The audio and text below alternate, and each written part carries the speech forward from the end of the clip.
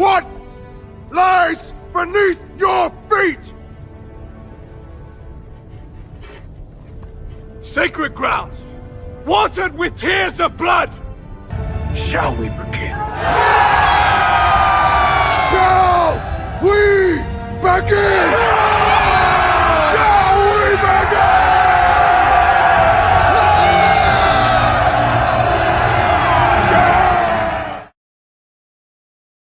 Has your phone been ringing from any people of noteworthy? You don't got to say any names, but has your phone been ringing from some of your celeb friends that you have possibly I turned all of my ringers off. I just took my phone off Do Not Disturb so we could do this. What? I don't want to talk to nobody. What is there to say? I was right. You were wrong. I bet on God. You bet on the diddler. Anybody that's got anything to say to me, they can say their breath. Because anybody that would call me are also people that stood by and let people lie on me, let people defame my name while they kept their mouth quiet so that they could keep doing their jazz cruises and opening up for witches. What is there to talk about? So can I ask you this? Because a lot of people in the Black community are the ones who had a lot to say about, what you were saying. On the other side of things, in the white community or in the other races, did they even know of the stories you were telling? And what feedback were they saying about your? You want to know what's funny? Everyone that was not my color believed me. It was my people that needed convincing. My people needed to literally see video footage of Diddy being himself before they were even willing to admit that maybe I was right. But after today,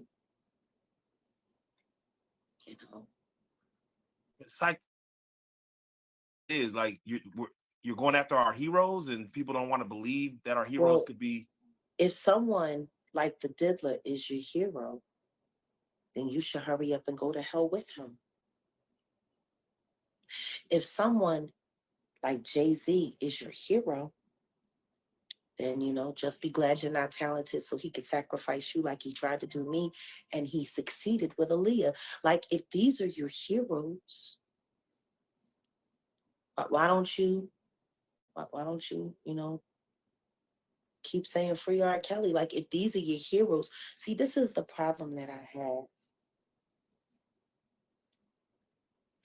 We put hero status on human beings.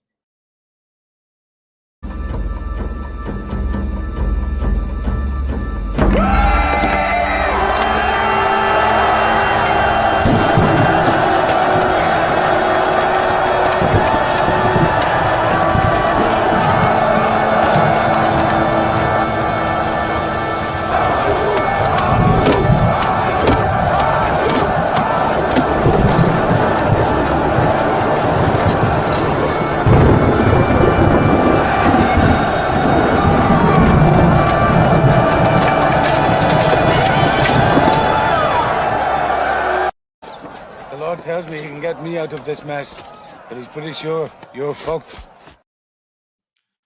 And hail the chat. Thank you guys for being here. First week we're playing Rogue Entertainment solely on Dragonstorm, which mostly has to do with the fact that I am not in the studio and I have bad signal. But this is going to be a good week. Stark Viron is not able to be here. He's got a birthday stream going on. So if you guys aren't into what's happening here, please check out his channel. Link in the description below. And Tina and DJ are both working. So tonight it is going to be myself and the beautiful, the sexy Ryan Roger Affy. What's going on, buddy?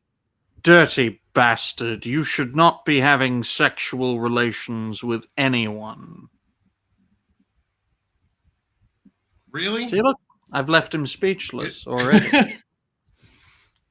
Didn't take very long. It's my horrible signal. Well, it's great to be here.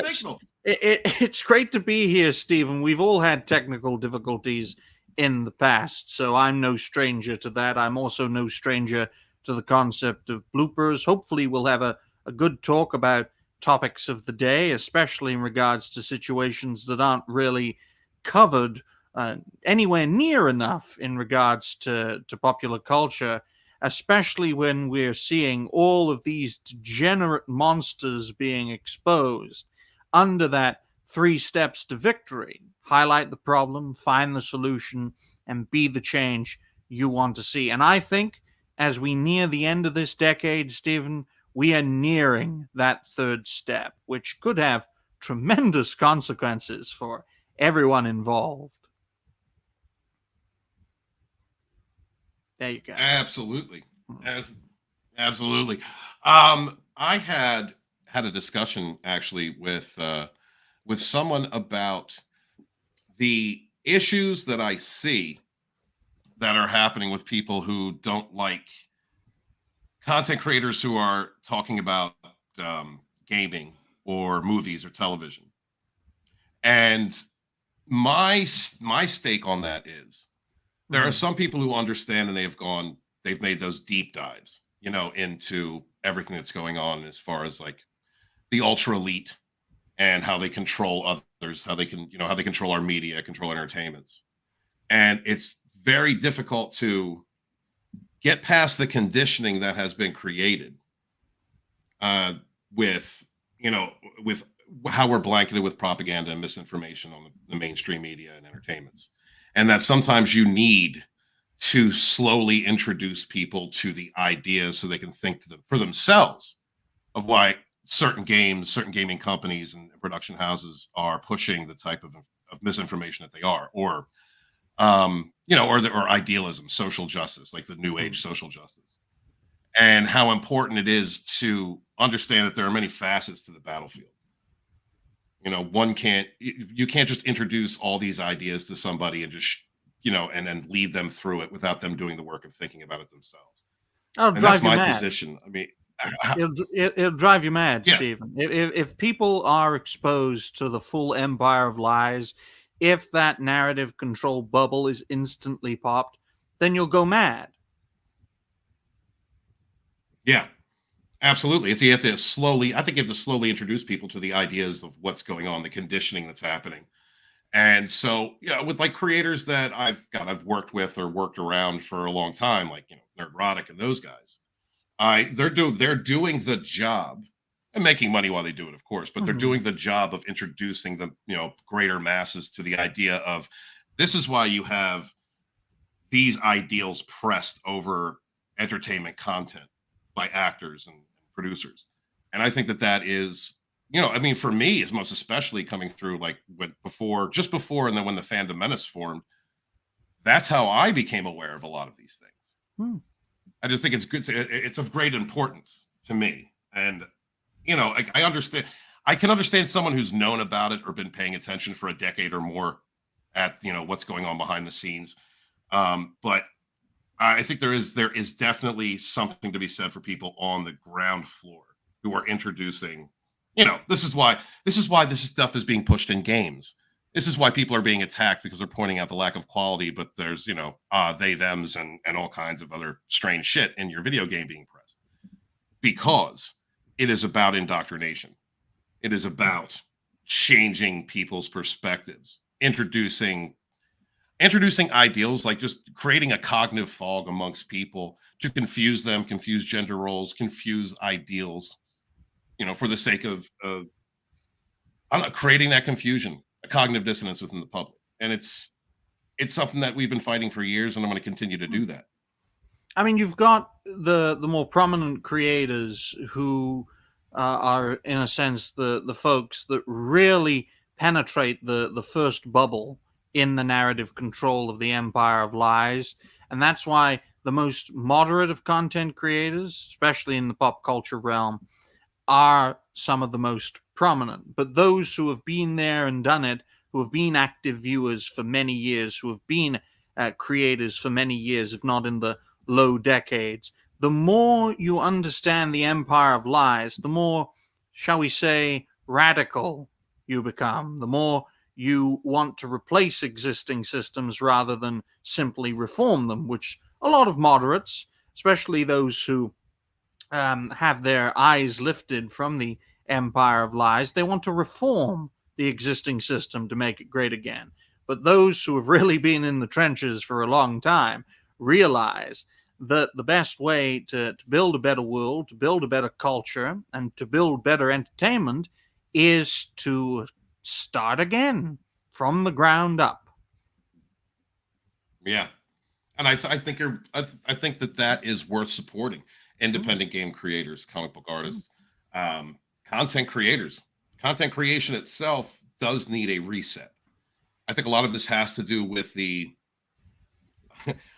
relative to the content that I've begun to do over here on Dragonstorm. One of the reasons why I moved this show over is because there is a huge rise in narcissistic personalities, and you don't have to be a full-on you don't have to have NPD, narcissistic personality disorder, right? That is a disorder in itself. There are other toxic types, personality types, and conditions that are narcissistic. Psychopaths, for instance, sociopaths. And to my mind, just when we talk about things like what's going on, what's being exposed with P. Diddy in the music industry, it shouldn't take these grand displays to make us aware, to look around, look at your food bill, look at your energy bill, look at the commercials that are being pushed, look at the types of entertainments we're being told are good entertainments, and they're not. It shouldn't take something like that to make you really think that there are psychopaths in the ultra elite that do not care about anyone or anything, that use their puppets, their narcissistic puppets in politics to create the illusion that we have choice while demolishing our sovereignties. The flying monkeys in the media that are used to press narratives that are not true. Just in the way that you look at a group like the rainbow community, right? The rainbow mafia. You look at the rainbow mafia and how they operate, which is akin to like the BLMs and the Antifas and other social justice type groups. They don't really care about the things they are standing for. No. They don't care about them. They're using them for positive and negative supply, false virtues, to sow chaos, to spread ideas that most people won't understand and that are wholeheartedly made up or regurgitated from something previous. The they thems, that's androgynous. That's androgyny. We already knew about that. Using something like a gender dysphoria, which is unfortunately for them, the highest unaliving rate of all minorities, but using that as a shield for virtue and a weapon, like weaponizing that group. Yeah, in order to attack others who do not understand those ideals. Right, weaponize that weakness. They don't care about transgender people. They don't care about, and any of the other, look, just the simple fact of taking a concept such as the five spirit concept, the Native American concept. I think it's Western Native American. That people have there's more than two genders. There's actually five in the way that they look at it. Taking a spiritual concept like that and applying it to, there's actually 80 something genders. No, there's not. There's two sexes. That's what it is. And there's variations of those. We have homosexuality and we have different, bisexuality and things like that. But using that, taking such nonsense word salad and then, be piggybacking off of the ideas of they thems and presenting it in such a way that if you don't agree with this, you are a bigot. You are smear campaigned. You are targeted for harassment. All of these things are narcissistic behaviors.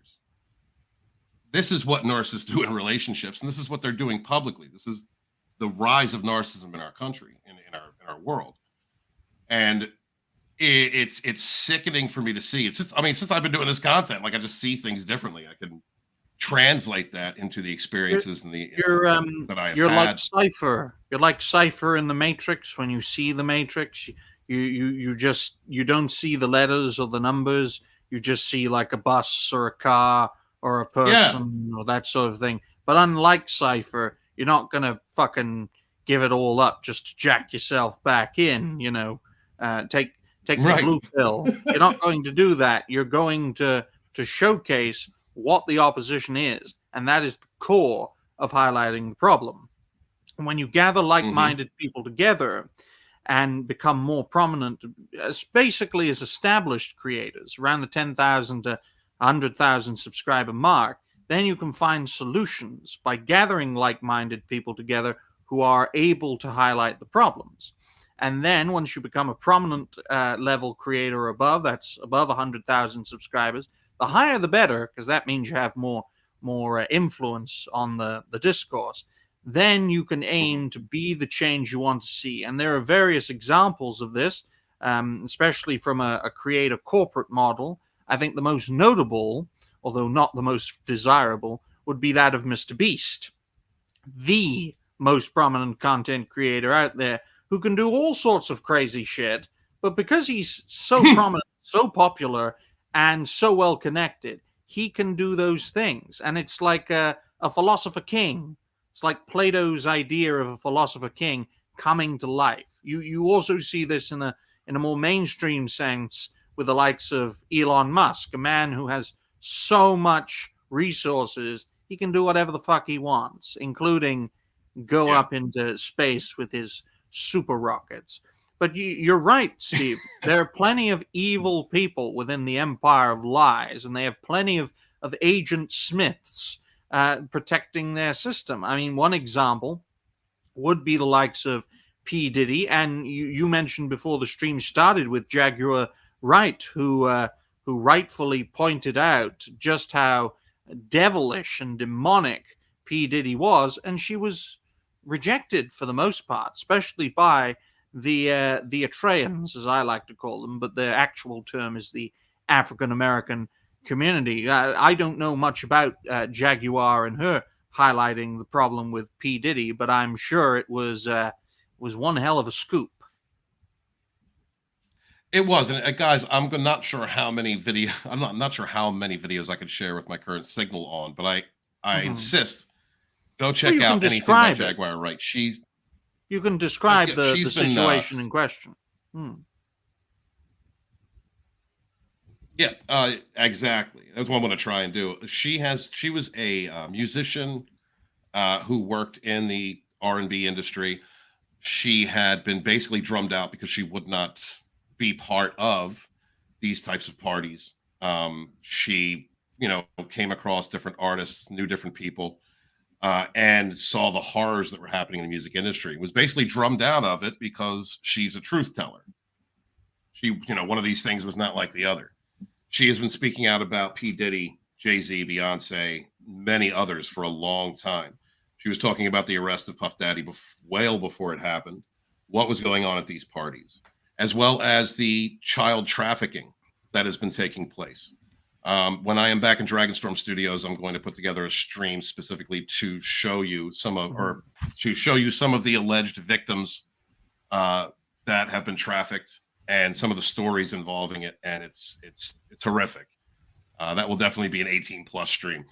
But I think it's important to take note of those who have been harassed or drummed out of entertainments, politics, any sphere involving the kind of crimes that we're seeing, that we're finally, that's finally being broadcast because the media can't hide it. And understand that these are symptoms of a much bigger problem. These are devils. These are demons, but it's a much larger issue that has been building for a long time. Oh, the devil is, I got to say, Stephen, from a reality-based perspective, because reason robbed me of my faith, ladies and gentlemen, the closest embodiment to the devil, from my perspective, is the institutions of power, like an allegory for the ring of power in Lord of the Rings. That power is so corrupting. It creates demons, and the institutions themselves are pieces of the devil. To use another pop culture reference, with Voldemort splitting his soul into 7 pieces, and each piece is like a version of institutional power, whether it's education or the military or the legislature, the judiciary or the executive, that sort of thing, if you know what I mean. Mm-hmm. I'm going to say hi to the chat real quick, Ryan, and then I'm going to see if I can play any of those videos I wanted to. Sure. First off is Keely Chow. Hail, brother. Thank you so much. Longtime supporter. Love seeing you, my man. Thank you so much. CJH is here. He is building his YouTube channel, putting really a lot of positive effort into it. I'm glad to see that, guys. Please check him out. Support our brother CJH and all content creators out there. Don't be a spanner. It's rare to get a good game these days. There's a lot of crap out. And I'm going to come back to that, let Ryan speak on that because he's been paying attention to Gamergate too. But real quick, I want to say hi to Mike Does. What's up, brother? And thank you to everybody out there lurking. Please smash that like button. And if you're listening later, throw a comment in the chat. Let us know what you want to hear us talk about. So don't be a spanner. It's rare to get a good game these days. There's a lot of crap out there. Ryan, why do you believe there is a lot of crap out in the gaming industry? Well, standards in gaming have definitely gone down over the past decade. I mean, remember the days, say, of the Xbox 360 and the PlayStation 3? How many games were released for those consoles that didn't work properly? Can you name one, Stephen, off the top of your head? Because I can't. No, not off the top of my head, sir. But in regards to say the 8th or the 9th generation of console gaming, that being the PlayStation 4, Xbox One, PlayStation 5, Xbox Series, you have seen many examples of games being non-functional in release, broken, buggy messes. The two greatest examples, both of them thankfully redeemed themselves years later, was No Man's Sky and Cyberpunk 2077. They were both promised to be great games, and when they were released, they were absolutely broken messes, but thankfully, after years of work, they were made great, or made as advertised, as I like to put it. But yeah, the reason for there being a lot of crap games out there in this day and age is because the development is not the priority. The priority is pushing political correctness, pushing social justice, pushing identity politics, diversity, inclusivity, equity, and pushing the narrative control over a good storytelling, good action-adventure gameplay. That's not the priority anymore, and it hasn't been for, gotta get close to a decade with Western development studios. So it's ideology ahead of entertainment. And we've seen that universally in the Western world, and it's spreading like a disease across the entire world. And that's why we call it wokeness, because it's a great way of boiling down everything I just said into one simple word. Back to you, Stephen. And thank you. And the word itself, that word itself is a great way to translate the idea of, when you look at what some of us in this chat, listening to this later, have gone through when as far as a narcissistic abusive relationship. A narcissist throws a whole bunch of lies at you, confabulations, to create a cognitive fog, so that you don't know exactly what's going on, keeping you jumping from one hoop through the next in order to figure out how to fix a relationship, so that you don't see everything that's going on. You'll blame yourself. You'll question yourself. You don't know what's reality. That's the nature of the cognitive fog. This is what modern day social justice does. It's up into including the word woke itself, which in its origins actually meant awake to, and actually meant to awake to being able to see beyond the pages of history as they are written, and understanding the times and being able to see it from that context. That word has been mutated, just like the idea of social justice, which isn't really justice. It's the mob.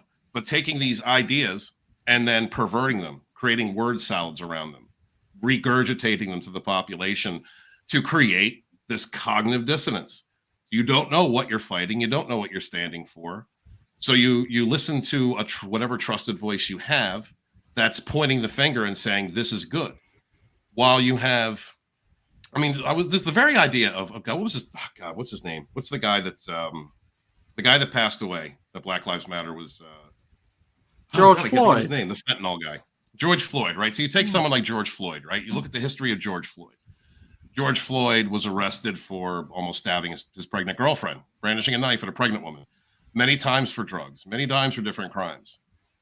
He was so effed up that he was tased, and he just pulled the taser off of him. Like, he was that messed up. Now, I'm not saying he should have been murdered. I'm not saying the cop should have put his knee on the guy's neck. But you look at the actual evidence of who this man was leading up to this point. Was this the person to have murals on different cities for? Is this an image to give to the Black community as someone to look up to? Absolutely not. But they did that. They were able to do that. And if you had a question as to why that would be, you were labeled a racist. You were smear campaigned. You were targeted for attacks on your reputation, up into like personal attacks, like not just your home, but you being beaten on the street, because the narrative was more important than the truth. It's about spreading lies. It's about regurgitating and pressing lies. And just the idea of taking a person like that and creating the imagery of this is a person to look up to. This is a hero of this community. What is that selling to a community? You know, what kind of image? What kind of that's a hero you're selling to a community? It's to gatekeep. You want to talk about systemic? It's to gatekeep them, to control them, to keep that group where they are as loyal supporters of the narrative. Hence the saying, narrative control. When that fails, you have damage control. It's all about control with our opposition, which is why they are usually tyrannical, they are usually totalitarian, and they usually infest institutions to spread the control that they want to see. In their sense, the 3 steps to victory is narrative control, damage control, and controlling the institutions of power as sort of layers to keep people in the bubble that makes the empire of lies. The parallels with the Matrix are astounding, but rather than it being technologically based, it is societally based through the power of the institutions, the power of the government, power of education, in the UK's case, healthcare as well, as all the other institutions, which is usually, not always, but usually defended by the military, although examples of institutions literally fighting their own people are a thing of the past in the Western world, though they sometimes happen in second and third world countries. The point is, though, folks, there's one parallel here between popular culture and our culture and the institutions of power. It's control and the infestation of the narco demons, as I like to call them. Like, boil down narcissist to narco. Yeah. Mm-hmm. Yeah, that's a great way of putting it, because, as I said, narcissism is not limited to those with NPD.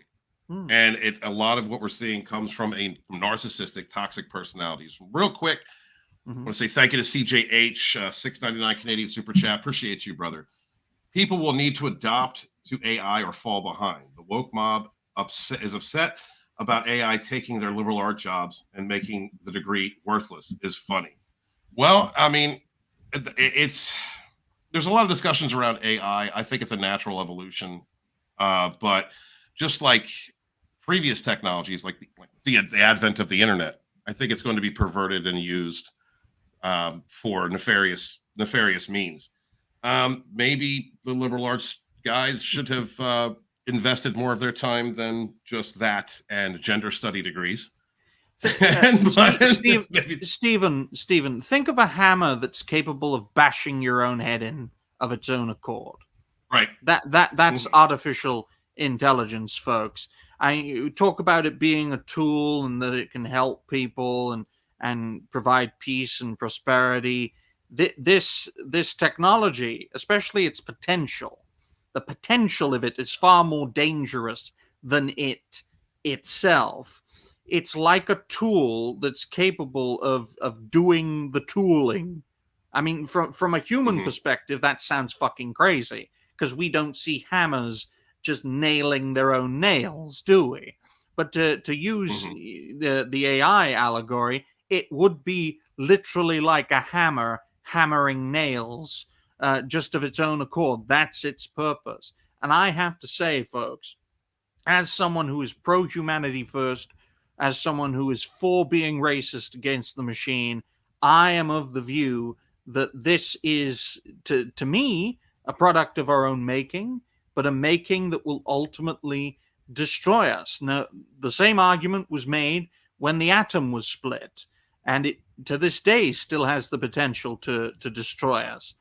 But I am of the view that humanity is creating a Black Mirror version of itself in artificial intelligence, and once the fucking thing realizes what it is, we're all fucking dead. Yeah. Yeah. Or we suffer a fate John worse Connors, than death, like living as a battery. Yeah, John Connor's looking at us with a side eye right now. Thank you, CJ. I appreciate that, man. There's Phil. He should have murals up in Black communities.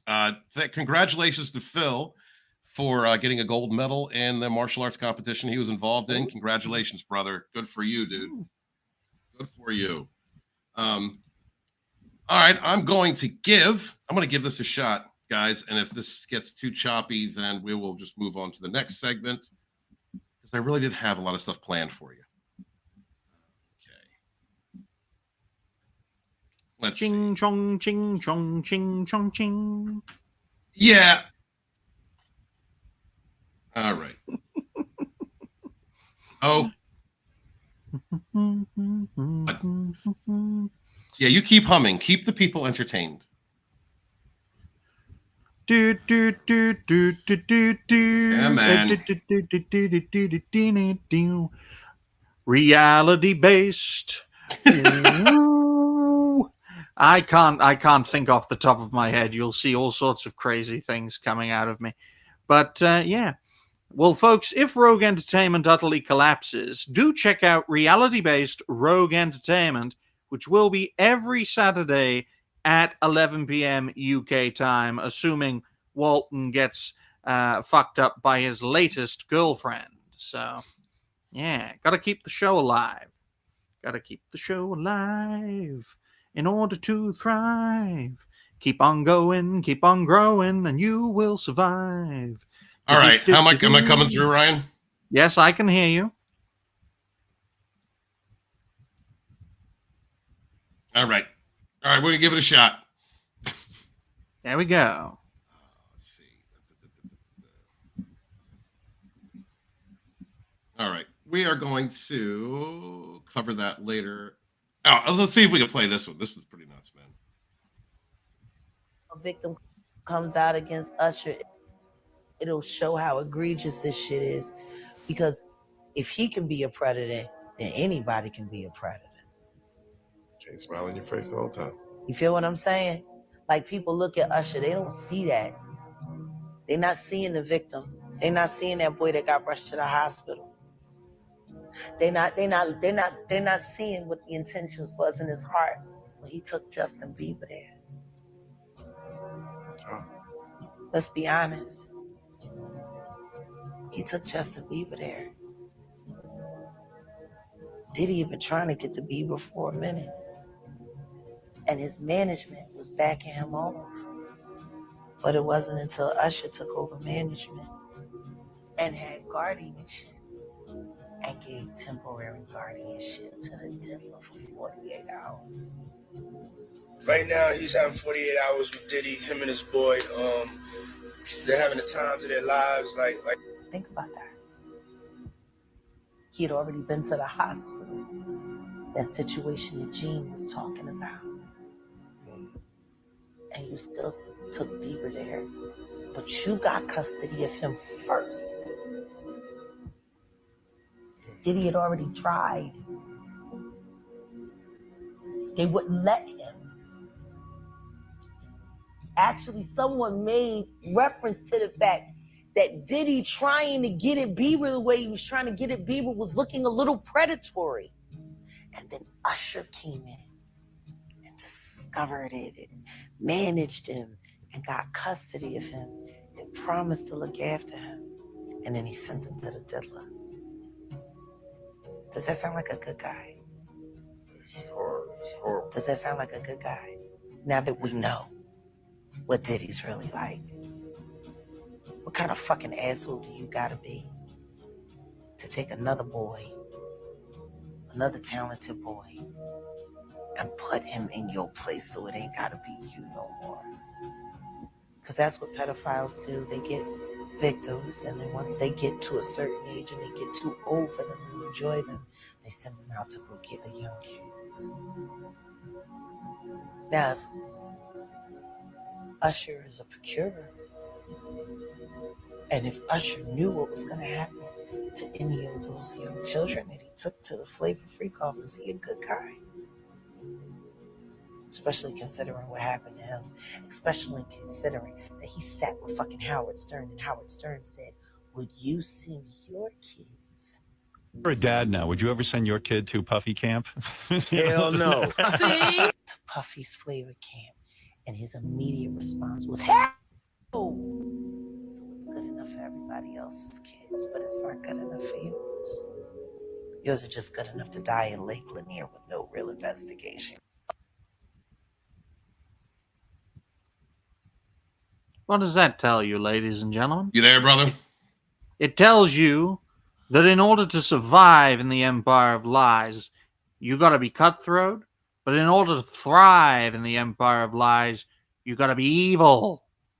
And that is our opposition through and through. It is evil.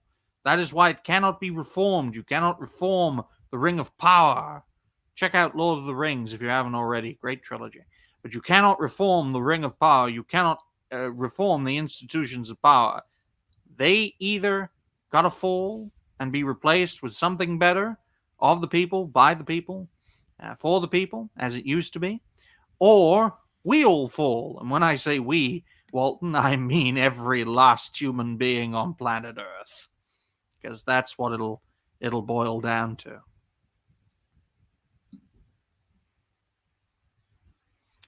Hopefully we haven't lost Walton.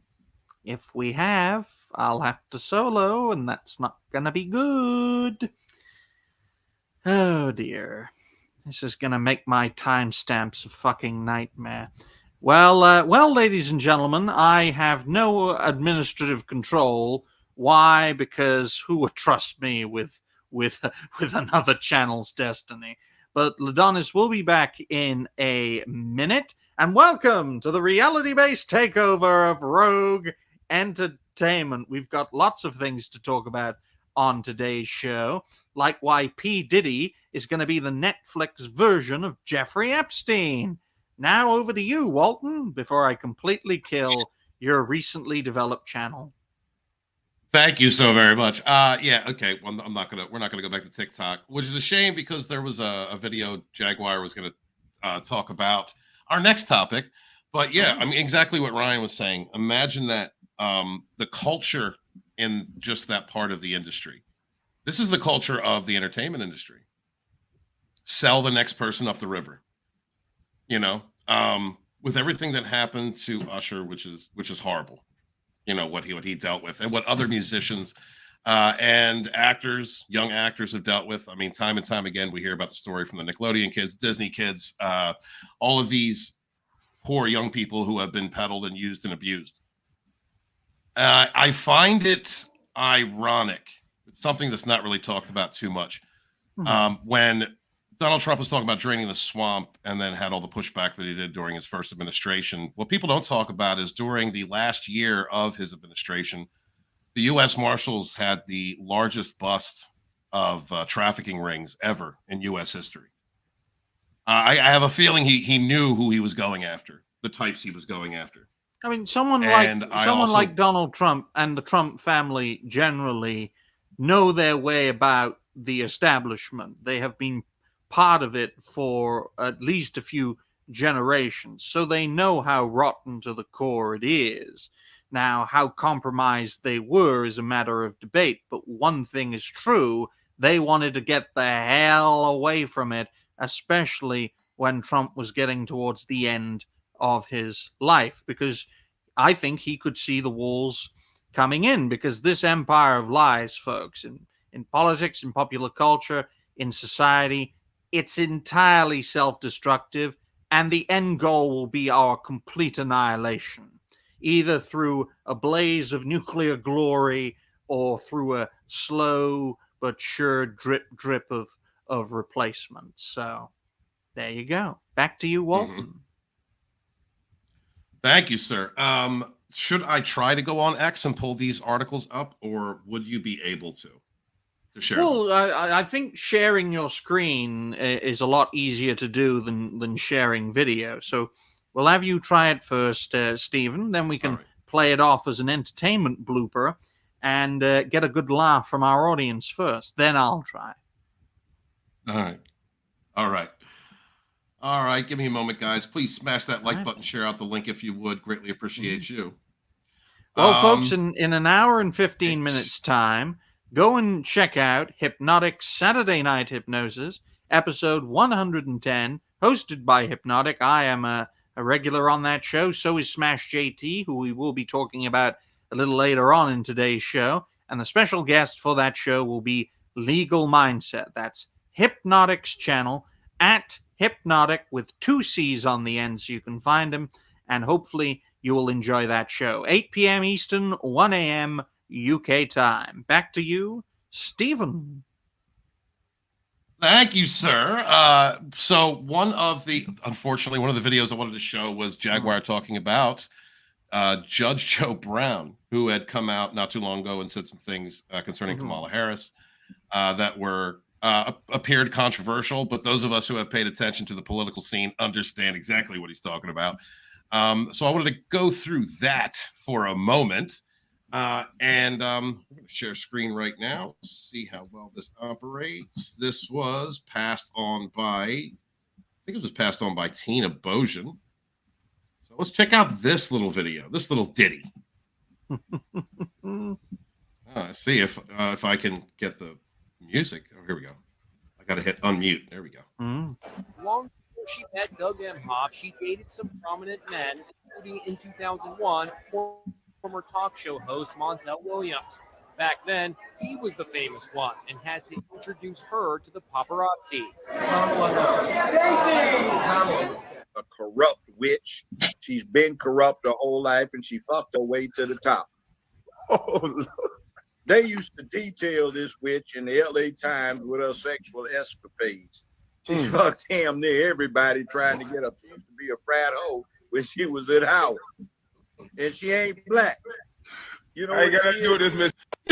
And she ain't black. That's a goddamn the fact that this prostitute, this Indian Mercante political bitch, is vying to be a presidential candidate and might just win tells you that the empire of lies in the United States is rotten to the core, just like it is in most of Europe, folks. But whatever side of the Atlantic you're on, you're in an equally fucked situation. Whether it's in the U.S., Canada, hell, even Mexico's having its own problem because they have a tiny hat president now. Shocking, I know, considering how few of them actually are in Mexico, as well as all the awful shenanigans going on in Europe, especially Western Europe. And Judge Joe Brown, who's been there and done it with the existing system, especially in California, saw the rise of Camel Toe's career over these many decades. He is a solid source in regards to this situation.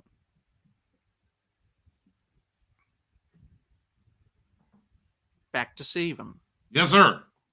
Thank you very much. I know a little bit of a lag happening right here. Before we move on to the article, good Lord, the signal. I want to show this little bit that Tina also shared, which is kind of funny and should have been foreseen, I think, because these type of actors have been used time and time again to stage events and to state that they're witnesses to, or they are something they are not, over and over again. And we keep catching them again and again for the last, I don't know how many freaking years, man, like 6, 7, 8 years. So here we have the Harris Waltz campaign busted for using 2 paid actors to pretend they were former Pennsylvania farmers and Trump voters who switched to Kamala. Turns out the 2 were not only actors, but Democrat donors for years. Check this out real quick. Now, Kamala Harris and Tim Walz have been accused of deliberate misinformation. They've released a political ad that claims to depict two former Trump voters who live in Pennsylvania and who have switched to Team Kamala after the horrors of January 6th. But this pair of farmers shown in the ad appear to, in fact, be two actors, Robert Lang and Christina Chadwick, and they have an extensive history of kosher of donating to the Democrats and leftist causes dating back to at least 2016. For a party that talks endlessly about the dangers of disinformation and misinformation, they engage in plenty of it. Yeah, so this is great investigative journalism by the journalists that went and found that out. I think it's another illustration of just what is a very synthetic campaign and a very synthetic candidate, where everything is manufactured, from her anointment after Biden was pushed out to just the way the campaign is being run and very limited media, as we just discussed, and then creating sort of these narratives, or almost fictional narratives, of these two Trump supporters who turned, supposedly in this case, and it turns out they're Democrat actors. You can't make this stuff up, and it's pretty brazen. But the question, of course, is will these antics make it into the mainstream or not, with a media that's very favorable to her? But to the extent that it does, I do think things like this are damaging, because it just goes to that point that she's not a very authentic candidate.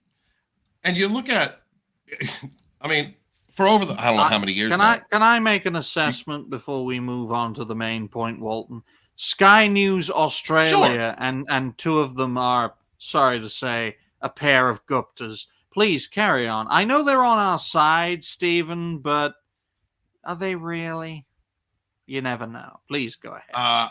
I think it's everything's an illusion at this point. I don't pay attention to the mainstream media for that exact point. I don't trust anything that comes out of the mainstream. I haven't for a long time. I haven't since, and honestly, I trust the moon and crystals over the mainstream media. Go ahead, Walton. I very much trust the moon and crystals myself, sir, as a pagan man. But you know, I have not. Look, I checked out of politics until the 2016 campaign. I had checked out of politics because Obama's second term. You know, the revival of racism under a president that I basically voted in. I voted Democrat my entire life. I identify as a 90s liberal. And when I saw the revival of racism in Obama's second term, I was done. Okay. You can't, I believed voting him in, not only was I supporting my party, but I was also supporting the idea that we had gone past, you know, we had finally gotten past racism and ended with a black president. Well, not only that, but I think that after 9/11, we saw the unification in America, even though 9/11 was an inside job. But we saw unification amongst the populace that I had not seen before. And being part of that movement, that's kind of how I felt. Yes, it is kind of how I felt, Ryan. But then seeing racist institutions being invited into the White House for lunch, you know, during his second term, I couldn't bring those two. I couldn't bring that logic together. Like it wasn't reality based. You know what I mean? So I gave up until 2016, and then I started paying attention again. I know now this channel wasn't meant to be political, but during these shows we are going to touch on politics a little bit. I just want to say that I don't care how you vote. You're allowed to have your own mind. These are just my opinions and the opinions of any of my co-hosts.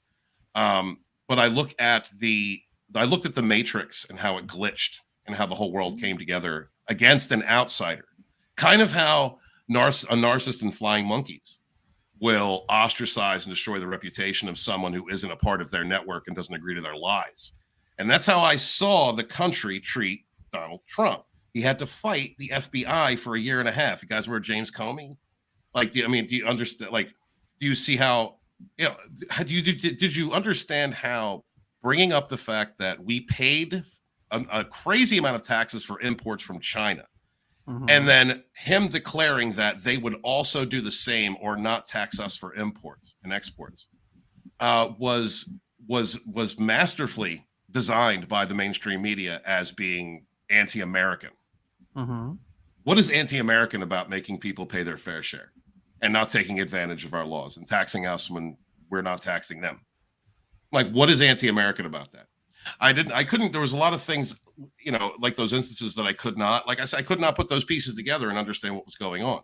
The entire world went insane. We saw more riots. We saw more of the rise of that social justice bullshit in those years, to the point where people that I knew voted for Biden simply because, I won't say who, but like I had these conversations. They voted for Biden simply because they wanted the craziness to stop. Much like you just agree with a narcissist or a psychopath who's abusing you because you just want it to stop. Like that is the links that the mainstream media that everyone went to, that the world, the globalists went to ostracize someone, and while smearing their reputation with erroneous lies, attacking his underage child because it was okay to do that. Like what? Let's put it this way. Let's put this in as basic way as possible, folks. When an agent of the establishment becomes American president, a new war starts. Now, with Bush Jr., not Senior, with Bush Jr., it was Iraq and it was Georgia with the Russian invasion of Georgia. With Obama, plus Afghanistan. Don't forget Afghanistan with Bush. With Obama... Well, the CIA needed their heroin. Yeah. Mm-hmm. With Obama, it was the intervention in Libya and staying in Afghanistan, trying to pull out of Iraq. And also during the Obama presidency, Russia successfully invaded and occupied Crimea, which was part of, the island of Ukraine. Even to this day, it's recognized by the West as part of Ukraine. Then you add the Trump administration, not an agent of the establishment. No new wars, folks. No new wars conducted by the United States. Plus, America's chief rivals, Russia and China, didn't start any fucking wars. Then Biden gets into office. The disastrous pullout of Afghanistan. We were all in favor of a pullout, folks. That was the worst fucking pullout possible. Made the fall of Saigon look like a cakewalk. And Russia invaded Ukraine. That should tell you, agents of the establishments promote wars or encourage their adversaries to go to war. Folks who are not agents of the establishment, at the very least, don't start any wars, and at the very most, pull out of conflicts and return the United States into a more isolated position where, I'm going to say we're all alike here, where we all fix our own fucking problems first before we try to save the world. Whether it's the United States, in your case, Walton, or the United Kingdom, in my case. So there you go. Well said, sir. We've been having a good conversation. Got a half hour left, so I want to go through the Judge Joe Brown. Then I want to touch on the Jenniferlopez article, and then we're going to go into Alyssa Mercante, which I know you're dying to talk about. All right, so let's cover this article shortly. This is from Vibe. Judge Joe Brown's disparaging Kamala Harris remarks stir controversy. Judge Joe Brown is being met with backlash following his most recent sit-down with the Art of Dialogue, where he made several disparaging remarks about Vice President Kamala Harris and her bid for the presidential seat. The interview started off hot with the former television judge calling Harris a piece of SHIT before saying she lacked the professional confidence as a lawyer in California. That's a word. That's a word you don't want to get wrong. Yeah, I had the confidence to get it wrong. As a lawyer in California, he also accused her of hiking up her hemline when she needed the influence. She had a reputation among the trial lawyers of being lazy. He continued, she'd just hike up her skirt and try to flirt, and she wasn't good in the courtroom, if not pretty bad in the courtroom. Brown then surmised Harris may have early onset dementia and menopausal complications, which he believes is responsible for her word salad garbage, adding, she doesn't make a bit of sense. I think she's only 60. She's actually on a worse track than Biden was. He also refers to the politician as an old, H something E, watching the full segment below. So I guess we can say it. While Brown isn't the only public figure to question Harris, supporters of the presidential hopeful immediately took to social media to call out the judge while pointing out his own questionable past. I'm amazed to see how some black men like Joe Brown, who claim to be for all black people, yet Kamala Harris is the same way Trump does. Kamala Harris isn't black, though. No, she's Indian. Yeah, but yeah, black woman, right? Yet are quite as church mice when it comes to criticizing Trump and Project 2025. Okay, we see the narrative ensuing. It's very weird to me. Harris 2024 defeat Project 2025. Wrote one observer on X with another posting. I was on my YouTube channel and saw that ignorant Judge Joe Brown speaking nasty things about our VP. I know she's strong and knows this kind of talk is coming. However, when it comes from a black man calling her, no respect. I would like to note the cognitive dissonance in these people. First off, let's not look at the factual, the things from this woman's past. The fact that she isn't black, but she's purported to be one, or promoted to be one. The instant comparison to bring up the orange man, because that orange man is necessary to activate the conditioning in people after years of smear campaigns to set them in the correct mindset. Orange man, bad. And then shaming this man for being black and speaking out against someone who isn't black. Get back on the plantation, Judge Joe Brown. Get back on the plantation, right. Democrats really haven't changed since the Civil War. They haven't. No, they haven't. No, they've just learned how to use it. They've just learned how to use it, and hide behind it. Very sleight of hand, very deceitful, two-faced. And I say this, guys, I say this as someone who supported that party for most of my life. When was your first election, Walton? When was your first election? That would have been Clinton's second term. Against Bob Dole. Oh, okay. Yeah, Clinton's second term, and then I voted for Al Gore in 2000, and then and then the list goes on. It was always Democrat, up until 2020, and you voted for John Kerry. You poor fucking. I did. I know. You can call me out, y'all. I'm a limp-wristed, moon-worshipping pagan man from liberal Philly. Yeah, that's what I was. It just, if you look at the history, if you look at the facts and the things that have been given to us, and as far as this woman's history, and the fact that she put more black men in jail in California than any other person in her position. It's the links that the media will go to, and those that are blinded by party politics to enforce up to straight out lies, is unimaginably powerful.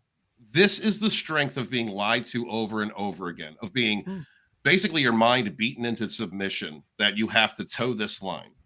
And I think it's also represents the ability of a mainstream media, and local and national, to smear campaign someone to the point to where their very name. Trump used to be a hero to the Democrats. I think you guys understand that, right? He used to be a hero. He spent millions and millions of dollars to the DNC. As soon as he ran against them, as soon as he ran for politics against them, he's the biggest piece of trash in the world, with a smear campaign, a global smear campaign that made the very mention of this man's name literally program into people a script that will be enacted, that will automatically dismiss any other evidence, anything else, and pit you in a position where you have to stand up against the idea of racism or sexism or whatever it is you've been programmed to believe, just into action. Much in the same way that a traumatized person will be programmed into believing a certain thing while in an abusive situation, home, relationship, whatever, to see things differently, to see things not as reality, but as they have been programmed to be because of the conditioning that they have undergone. And it's time to wake up, guys. It's time to wake up. Like, I don't even care how you vote, if you vote. I don't get political, whatever it is, but it really is time to open up and look at the heroes that are presented to you, why they are, and look at the pasts of some of these people. Why is the media so hell-bent on destroying a certain person's name or reputation? Why does this happen? And I bet you that 9 times out of 10, you're going to be led back to elitist psychopaths who are conditioning you to be thoughtless automatons, to be NPCs in an echo chamber. And Walton is hardly a conservative-minded individual, folks. He's a moon-worshipping, crystal-rubbing pagan man who was born and bred in a liberal part of the Rust Belt and has seen firsthand the decline of his community over the course of his life from the 1980s onwards in regards to industry in that part of the USA. It's clear pattern recognition, folks. And I know that the uniparty exists, and that's how the empire of lies sustains itself. Absolutely. Where was this reaction to George Bush Jr. and Sr. as president? Where was this reaction to when Clinton was president? You could make the argument before he got attempted assassinated. Ronald Reagan had a similar kind of reaction early on in his administration. But for the vast majority of presidents in living memory, they have not been nearly as much attacked as Donald Trump. Maybe Richard Nixon at the height of Watergate, but beyond that, no real examples to compare with the kind of smear campaigns that Trump has faced. I have seen part of the track of my development as a young person into a young adult. Yeah, I mean, I've seen evidence of these types of smear campaigns. Absolutely. The satanic panic against heavy metal. I have seen the gaming attacks by Tipper Gore, the attacks on gaming. I have seen, when the 2000 election was happening, there was absolutely a smear campaign against George Bush Jr. And a certain framing of his character. I've seen that before. I have. Could you imagine a 2000 style situation in 2024, Walton? The entire United States would be on fire if it boiled down to a court decision in, say, the state of Pennsylvania, because that's a potential swing state. It would be chaotic.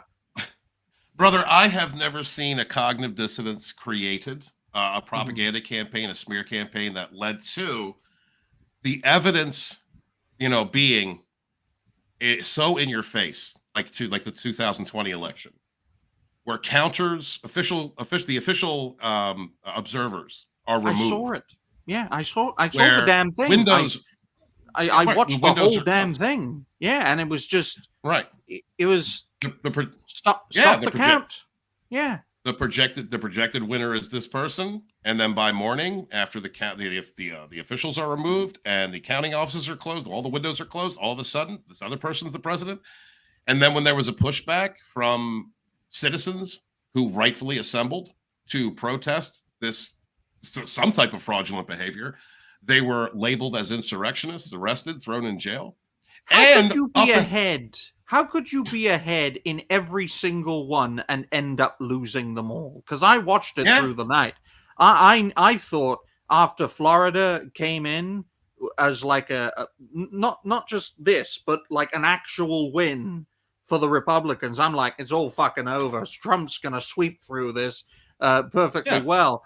Ohio, which used to be a swing state, he won by a fucking landslide, and I thought, yeah, absolutely. He's going to win bigger than he did in 2016. Then they stopped the cats. They stopped it, right? And what gets me the most is that when you talk about like the event that happened on Capitol Hill on January 6th, the people who stormed, the leaders of that storm, had already been proven to be plants by the government, CIA operatives. But the narrative marches on. Don't you mean 9/11 2.0, Walton? 9/11 2.0, yes, damn right. The narrative marches on. The conditioning overrules, and because, like I said, guys, smear campaigns by narcissistic personalities. How do they condition you? Lie over and over and over and over again. Punish you if you go against the narrative, and that is what we have been getting out of the mainstream media for a long long time. Do not trust the MSM. And they will always lie about you. The more effective you are, the more smear campaigns you will get, folks. The less effective people, plus those who stay under the radar, are the ones who don't get the smear campaigns. That's why I get barely any criticism, because I deliberately stay under the radar. Now, for all I know, I might not be the most effective content creator out there. If they think that, fucking splendid. That way I can have more time to prepare the arsenal of reality-based, as it were. Back to you, Stephen. Thank you, sir. But we're going to, I don't think I have any more points. We're going to switch back real quick. I'm sorry it was so disjointed, because this article is directly related to the events that are unfolding with the sickness from the P. Diddy. You know, everything that's going on with that. Ben Affleck given tapes of Jenniferlopez from Diddy raids by FBI. This is what Suge Knight is reporting. Now, let's see. Former record executive and convicted felon Suge Knight believes the rumored impending divorce between Jenniferlopez and Ben Affleck is a result of Lopez's appearance in the tapes the FBI seized in the raid from Sean Diddy Combs' homes. In a new episode of the Prison Podcast, Collect Calls from Suge Knight, Knight claims the FBI may have confiscated tapes from the raids on Diddy's mansions earlier this year, and some of them include Lopez. They go raid Puffy's house, and then they get these videos of J-Lo, and this is J-Lo doing what he said, recalling her involvement in the 1999 nightclub shooting where Moses Shineborough took the fall for the music mogul. And they know the fact that J-Lo lied and said the gun was Shy's or whatever, and sent the man to prison, destroyed his life, and she knew it was Puffy's. Former Death Row Records CEO who is serving time for a fatal hit and run in 2015 says Affleck is now in possession of those tapes, and the information on them has played a crucial role in staining the couple's relationship. I'm quite sure that the FBI probably called. Knight said on the podcast, it's a white man who got respect in the white world. I'm quite sure they said, we want to show you some things about your wife. Diddy and Lopez dated from 1999-2001. The Rolling Stones recently reported he tried to get back after they broke up. Over the last several months, Diddy has been accused of sexual assault and other crimes, which allegedly took place around the time. Knight's claim come after months of rumors that about Affleck and Lopez's split. Affleck has reportedly already moved out of their $60 million Beverly Hills home, which TMZ reports the couple is quietly trying to sell. And this is, whether or not this is true, this is, a rumor. This is something being said by Suge Knight. There are so many names that are being dropped from these tapes, these recordings of not only political figures, but people in the music industry, the movie industry, actors, and so forth. It makes one wonder, are we going to see or know the list of people who were engaged in either crimes or just, insane sexual acts? If they're linked primarily to entertainment and popular culture, I think we will. If they have any political connections, it'll be buried. Because I've noticed this, Walton, and that's why I called P. Diddy like a Netflix version of Jeffrey Epstein, because the parallels here are disconcerting. But the main difference is one's political, the other is more pop culture and entertainment. And as we clearly saw a few weeks back, Walton, in regards to the cancellation of The Acolyte, this caused like a mass panic reaction from Disney shills to try and purge and deplatform pop culture content creators, and that effort failed completely. It just goes to show that when political creators are controversial, they get deplatformed instantly. We've seen examples of that with Alex Jones, Milo Yiannopoulos, Stefan Molyneux. Not the same in regards to controversies around pop culture creators. That's why Nerdrotic, Geeks and Gamers, Heel versus Babyface is still around on mainstream social media. I think the empire of lies, the establishment, whether it's in the political or pop culture domain, really do underestimate the value of pop culture and entertainment. they are willing to go to ground and to cover everything up for in political scandals, but not in pop culture ones. So I think this will get revealed unless anyone on P. Diddy's records has some kind of like key overt political connection, like most of the Epstein clients had political connections. Some of them were entertainment based, but a lot of them were political. Yes. Also pop culture content creator. Great guy. Yep. Love Jeff Hicks. Hail to those guys out there. I hear a doorbell, Walton. Yes. So I think you're right. I think you're dead on. But I believe that whatever pop culture creators, whatever musicians they can hide, whoever they can, they will. Whatever deals need to be made, they still need to have those people, those famous people out there making music and supporting the empire's lies. They need to have them out as much as they can. I think that P. Diddy is a sacrificial lamb to some degree, a diversion. And it may be because he got too big for his britches. Maybe he smeared the wrong politician, or there were so many cases of victims coming forward, they just couldn't hide it anymore. One of the things that I wanted to cover tonight that we're able to, we're going to do it next week when I'm back in Dragonstorm Studio, is some of the victims, alleged victims, coming forward and talking about being at P. Diddy parties and also being at parties held by other celebrities where they've seen various celebrities. This is so important to me because it's almost like this, Ryan.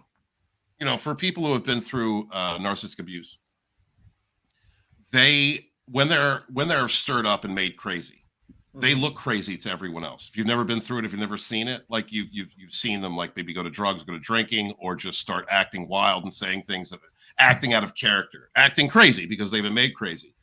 While the narcissist plays this game of destroying their reputation, confirming that they are indeed the abuser is the abused through the evidence of how a person's acting after a lot of covert abuse. It's hard for regular people to understand that. People who haven't been through it, it's hard to understand what's going on, translate what's going on unless you have any reference or you've been through it. And I believe the same thing happens with victims who have been trafficked, people who have gone through these heinous, insane abuses. Like they are nuts. They've been driven nuts. They've been abused to the point to where they're acting in insane ways. There's a lot of evidence from child actors who have tried to come out and be public about what they've been through and been dismissed as crazy. This is a tool that is used by people who employ dark psychology manipulators, like P. Diddy and others, to try and to make the abused look like abusers, look like they're insane people just making heinous claims. Narrative control. Absolutely narrative control. This is why a narcissist or psychopath needs flying monkeys. This is why they need a network of people who are backing up their false claims and enforcing their narrative. This is what the MSM does. This is what the gaming. Good fucking example of that is Gamergate, the very first Gamergate. All these gaming journalists came together to protect one woman, an indie game developer who was trading sexual favors for favorable reviews. And all the gaming companies came, all those people came together, all those journalists came together to run the same smear campaign, the same narrative against anyone who pointed out the hypocrisy or pointed out the injustice to indie game developers who are not trading sexual favors on that famous couch. Like this, these things exist. These things happen. And it's not just locally. It is not just in a relationship or a family dynamic. It also exists in entertainments, politics, and other areas. Everywhere. Absolutely everywhere, to the point where this could be endemic of these institutions of power, which only adds more of an argument for their utter destruction and replacement with better systems conceived by those who have triumphed, who are the victors in the struggle, whose wills have triumphed, and who can lay the foundations for a new institution. Because unfortunately, folks, we can't have a world without institutions of power, because we wouldn't have civilization. So, yeah, take the rough with the smooth. Back to you, Stephen. Thank you, sir. Yes, when I'm waiting to hear. I'm waiting for most especially Jaguar's been talking about Jay-Z being indicted or Beyonce being exposed. Can't wait for more of these evil people who have put on this false, fake ass face for so long be exposed for the things they've done. And it's more, it's twofold for me. One, I'd like to see more people wake up to the fact that these types exist, and they're not just the powerful and the wealthy. They're not just in Hollywood. They may be around you. It knows people seek supply, negative or positive supply, or the feeling of control from those spheres of social groups into, I don't know, maybe a person who just came in and became your friend so that they could learn your triggers, learn how you move, learn what hurts you, so that they can save it for later to smear campaign you, destroy your reputation, and bring you down. It's like an infection. It's like what we're dealing with, folks, is like an infection, and it has different variants of said infection. Some of those variants affect others, some, but not others, while the general consensus of the infection of the narco demons is clear and present for all to see. There are different variants that can affect other people far worse than say, some people. A great example would be between myself and Stephen. I've interacted with creators I believe to be fine folks, that Stephen has, well, what would be a good term? Been set on fire. They've literally tried to set Walton on fire from a digital perspective. So one man's normie is another man's demon, which describes the general consensus of this infection of the narco demons, while the variant aspect can differentiate even between individuals, which they're like gaps, Stephen, that allow the narco demons to just worm their way through, which really makes it far more difficult to root out the disease. Absolutely, because the nature of, well, when you talk about NPD, people who have narcissistic personality disorder, and others, the histrionic psychopathy, those types, the root of it is deception. It's all rooted in deception, putting on a fake face in order to maneuver and gain status. I mean, you see this in the corporate mentality all the time. There are people that I wouldn't necessarily label narcissists that I have worked with in the past who have absolutely, I have personally worked with, because I've worked with quite a few YouTubers, absolutely used me as a pole vault and don't give a goddamn about me. They just wanted to put on a fake face, become a friend, so they could use whatever influence or connections I had in order to elevate themselves. And then, depending on the type of personality, they'll either set you on fire as they jump off, or they will just forget about you, just like you never existed. So, I mean, it's almost become an acceptable behavior, most especially in political and the corporate America realms. But it also extends out into family dynamics. But the second thing I wanted to bring up was I hope that these people get exposed as justice for the victims, because it is far, far, far too often that there is no justice for trafficked children, victims of sexual abuse, and victims of this type of abuse. And I would like to see them be recognized for what they've been through and have true justice served, which is truth, the facts of these matters being exposed. Well, who provides the justice? An institution of power known as the judiciary.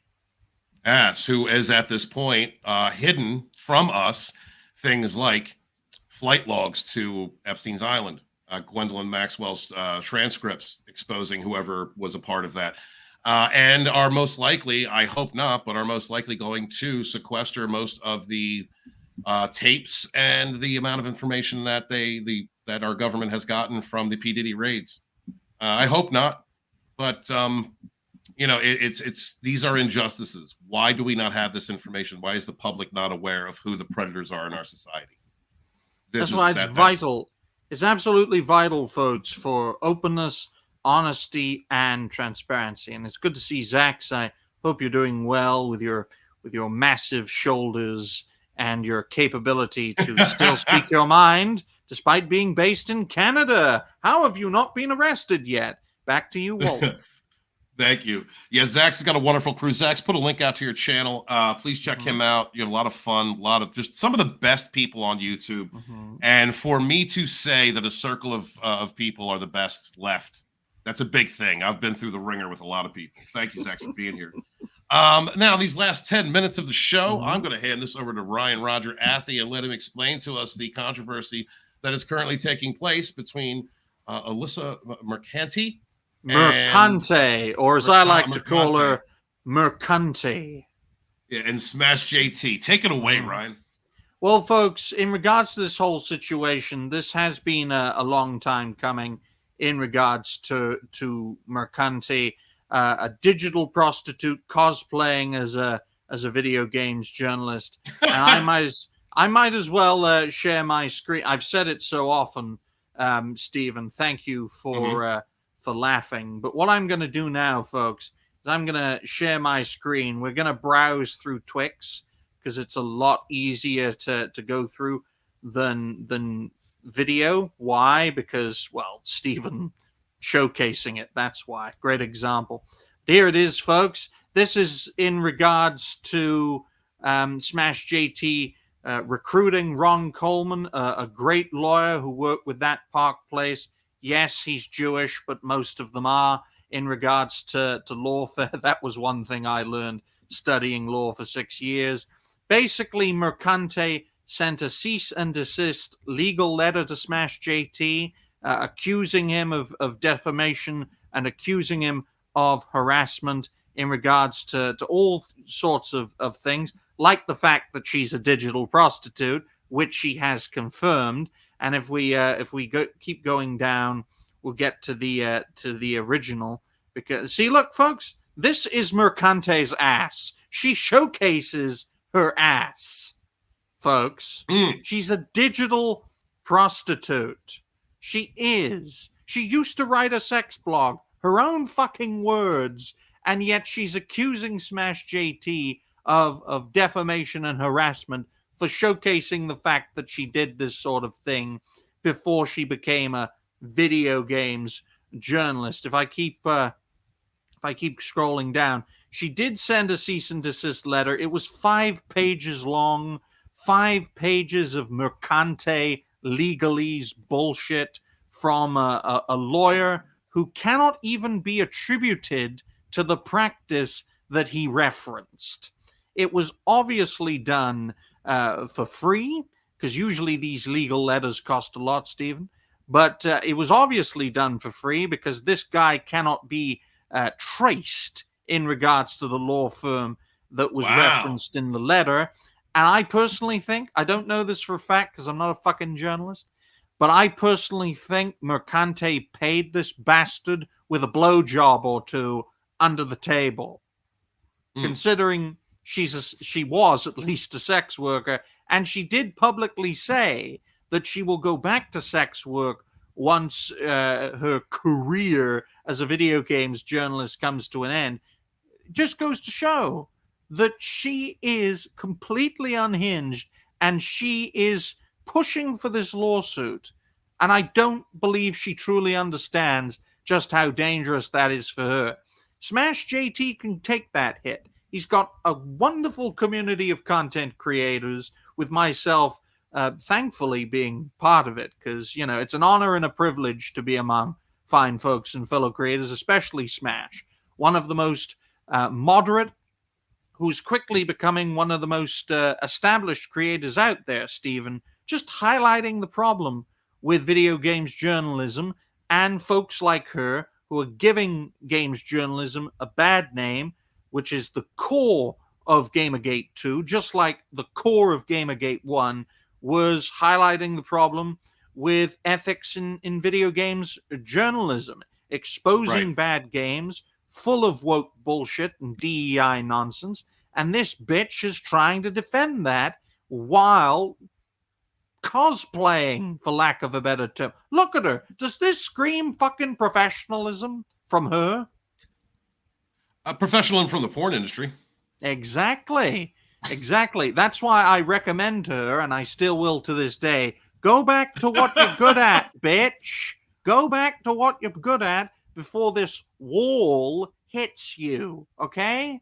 So thankfully, though, Stephen, in regards to this whole situation, SmashJT was able to get legal counsel. He was able to raise enough very quickly to get the legal letter from Ron Coleman. You had many folks supporting him financially. I know Hypno supported him financially, and Melanie Mack even provided a $500 donation. So there's plenty of support behind SmashJT and what he is doing.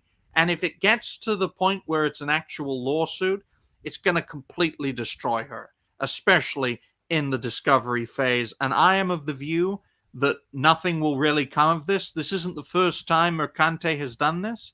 She first tried to do it with Kiwi Farms, and they fucking ignored her, and nothing came of it.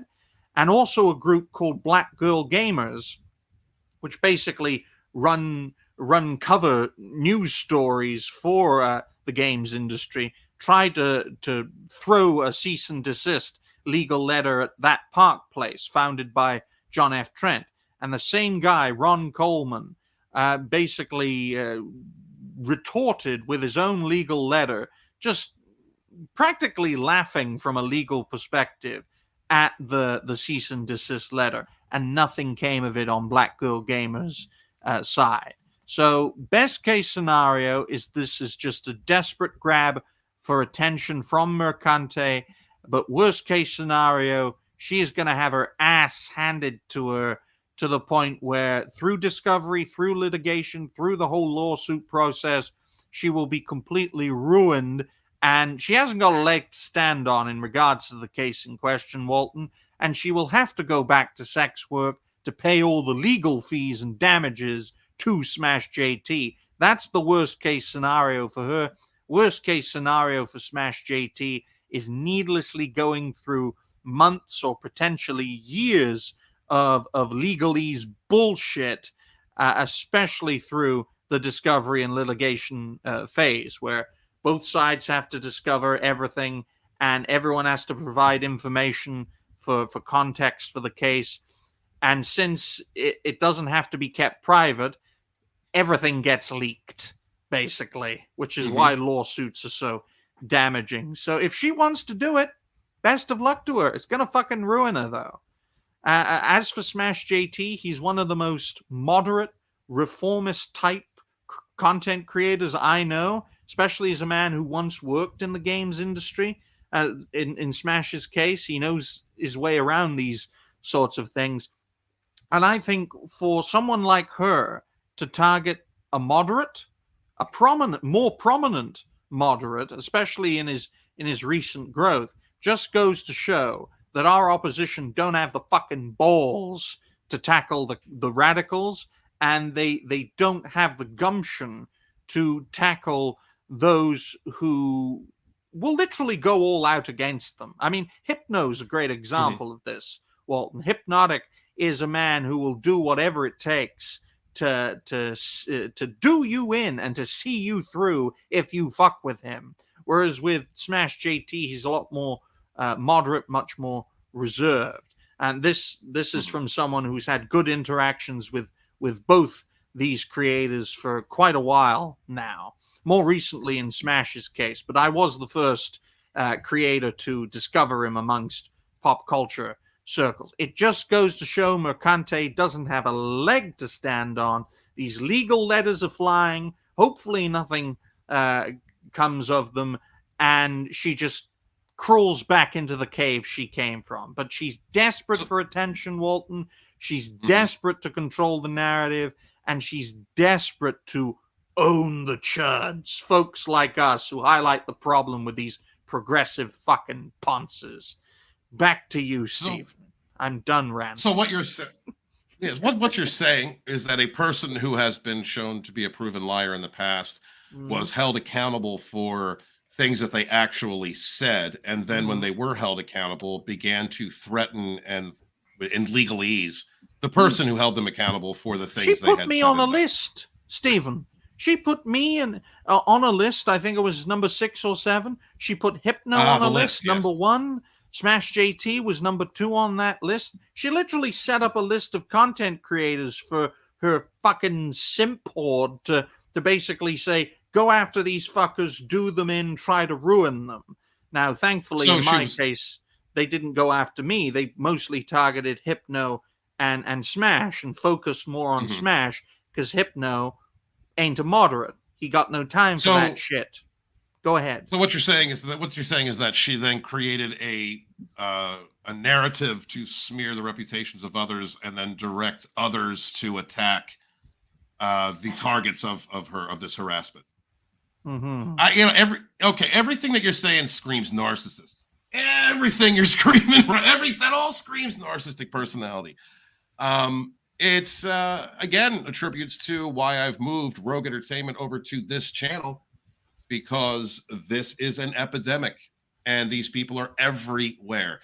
Make sure that the hero you're listening to is not creating a situation for which there is no solution, playing the victim and using you after a certain amount of brainwashing as a flying monkey to destroy the target of their smear campaigns and abuse. And with that, I'm going to say I love you guys. Thank you so much for being here. Please make sure to check us out next week. I'm myself going to be heading to Sporking News Podcast at 8:30 in just about 1 hour. Guys, please come check that out. But if you'd like to check out Ryan and Hypno, Ryan, please let them know what you're going to be doing tonight. Check out Hypnotic at Hypnotic with 2 C's on the end on YouTube. You can check out his main show, as I like to call it, Saturday Night Hypnosis, which will be live in 24 minutes time, 8 p.m. Eastern or 1 p.m.